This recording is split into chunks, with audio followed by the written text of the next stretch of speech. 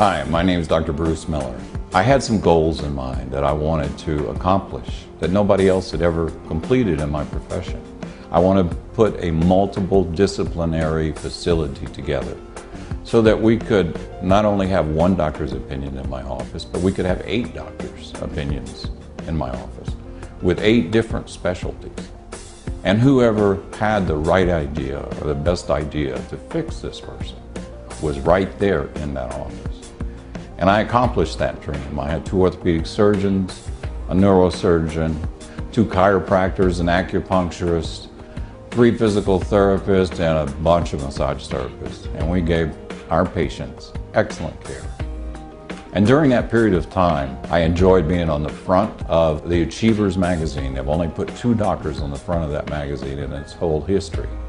And it talked about the size of my practice and all my accomplishments. One of them was that in 1974, I had my own operating room in an office with my own anesthesia, doing manipulation of the spine, the neck, the low back, under anesthesia. I was the first chiropractor in the world to ever be head of a department in a hospital over a chiropractic department, where I taught medical doctors how to adjust the spine. That was quite an achievement, and I was very, very proud of it. Dr. Miller led an active life, including racing and fishing.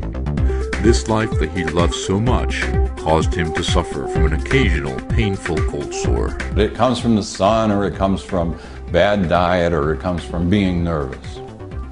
And the little virus hangs around the neck and the ganglion, and when you get into that stressful situation, it follows a course somewhere around your mouth, and bingo, you've got a cold sore.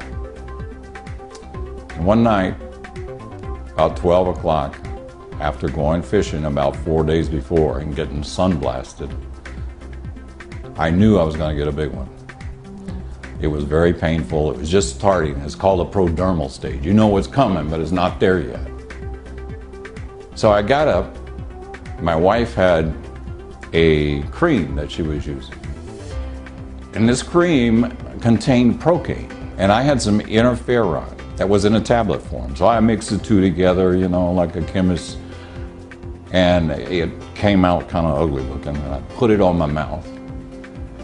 And the next morning I got up and I said, and the pain was gone right away. I said, what is this? Because these things are painful. What is this? The pain went away in about 2 or 3 minutes, and the next morning it looked like it was almost gone. I said, found something, did something. So during this whole period of time, I loved racing. And I would always be at the racetrack. People would always be coming up to me. I liked to go to Vegas and watch the boxing matches. I had friends that were well connected. And we used to sit ringside, and I don't know if you're not, I mean, these lights are pretty bad, but those lights are unbelievable. So we used to wear our sunglasses. And that goes pretty far back in my practice life. So from that day forward, I kind of liked the look. It became a symbol of Doc Miller. And when I walked through the pits at night, and I had these sunglasses on, and they would identify me immediately because that was my sign. That was Doc. Here comes Doc. Oh, there's Doc. But getting back to the story, I was still head of the department in the hospital. And I was talking to the administrator of the hospital one afternoon, and I said, you know, Herb, I said, I found something out. I don't know what I have.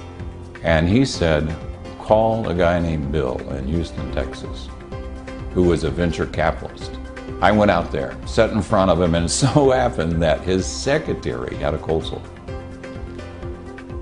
And I told him the story, and he said, I'll tell you what, you give her some of the medication that you brought with you, and if she's better tomorrow, I'll invest. So I put some medication on her, and the next day she didn't have a cold sore. So he put a team together, which consisted of the head chemist of J&J for 22 years. My name is Dr. Richard Cronenthal. I was born in New York City, went to Brooklyn College, received a bachelor degree in chemistry, then went on to graduate school and received a PhD in organic chemistry back in 1955. Brilliant man, has 58 patents. So many patents are still in use today in emergency rooms. If you walk into a hospital and you have to be stitched up, he invented it. Received the prestigious Johnson Medal for Research and Development for a series of new products that I developed for Ethicon, and since their development have accumulated sales in the billions of dollars. Here I am, an ordinary doctor, and here he is. I mean, he's just a monumental figure in Johnson & Johnson, who's probably one of the biggest pharmaceuticals in the world. One of the things that we discovered during the work on that product was that two of the components, which we had originally thought would be completely independent in their mode of action, were reacting with each other in a very effective way.